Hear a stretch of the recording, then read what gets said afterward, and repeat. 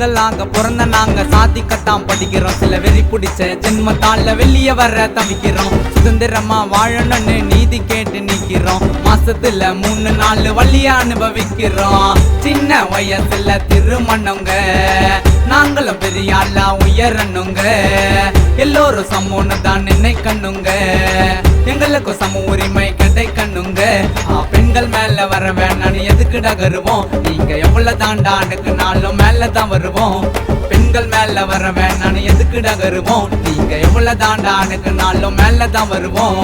பெண்களாக பிறந்த நாங்க சாதிக்கத்தான் படிக்கிறோம். சில வெறி பிடிச்ச ஜென்மத்தால வெளிய வர தவிக்கிறோம். சுதந்திரமா வாழணும்னு நீதி கேட்டு நிக்கிறோம். மாசத்துல 3 நாள் வழியா அனுபவிக்கிறோம்.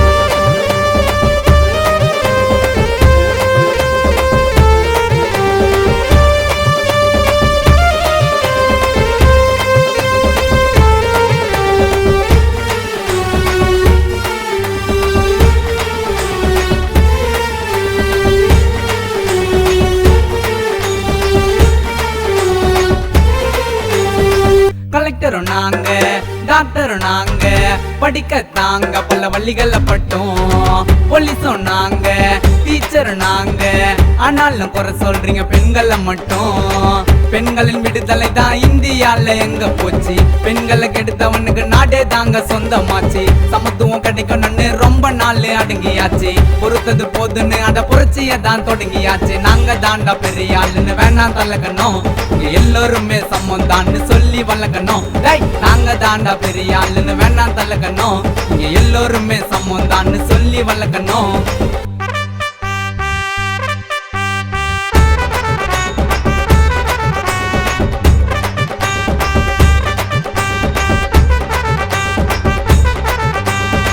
பெண்கள் நாங்க குளிக்கும் போது ஏண்டா பாக்குற கேமரா பொருத்தி? இவனை போல காமம் பிடிச்ச ஜென்மத்தை எல்லாம் அடிக்கணும் துரத்தி. இருட்டுல தண்ணிய போற பெண் குழந்தைய கடத்துறீங்க. உடம்புக்கு ஆசைப்பட்டு மிருகம் போல கெடுக்குறீங்க. ஊர்ல 4 பேரு எதுக்கு இப்படி இருக்கிறீங்க? உங்களை பெத்தவள்ளும் பொம்பலன்னு மறக்குறீங்க. பெண்களுக்கு பாதுகாப்பு வேணும் நிரந்தரம். அந்த நாள் தாங்க இந்தியாவின் முழு சுதந்திரம். பெண்களுக்கு பாதுகாப்பு வேணும் நிரந்தரம். அந்த நாள் தாங்க இந்தியாவின் முழு சுதந்திரம்.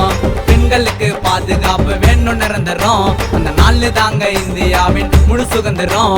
பெண்களுக்கு பாதுகாப்பு வேணும் நிரந்தரம். அந்த நாள் தாங்க இந்தியாவின் முழு சுதந்திரம்.